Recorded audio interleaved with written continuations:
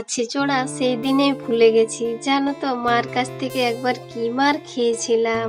আসলে মারা সব সময় চায় বাচ্চাদের কিসে ভালো হবে। বাচ্চারা কি সেই কথা শুনে? হয় ক্লাস 3-4 হবে, দু বোনেই একই ক্লাসে ছিলাম জানো তো। আর এমন মার মেরেছিল পেয়ারা খাওয়ার জন্যে, আর সেদিন থেকে সব গাছে ওঠা বন্ধ করে দিয়েছিলাম।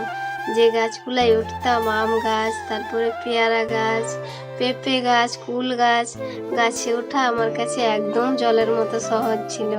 কিন্তু এখন আর কি পারবো, হয়তো আর সেরকমভাবে উঠতে পারবো না, অভ্যাসটা নেই তো।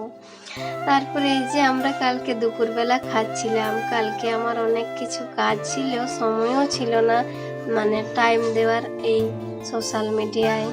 আর দেখতে পাচ্ছ পেয়ারাগুলো সত্যি খুব মিষ্টি ছিল, বাজার থেকে কেনা। তবে যখনই পেয়ারা খাই মার কথাই মনে পড়ে। ওই যে মেরেছিল সেটা আর কখনো ভুলবো না সারা জীবনে। তো মারা কিন্তু ভালো চায়, বাচ্চারা কজন শুনে বলো। ছোটবেলায় একটু আধটু দুষ্টুমি সবাই করে, তো আমার কিন্তু শখ ছিল গাছে চড়ার খুব। গাছে চড়তে 1 মিনিটের মধ্যে চড়ে দিতাম জানো তো, এত স্পিডে গাছে উঠতাম।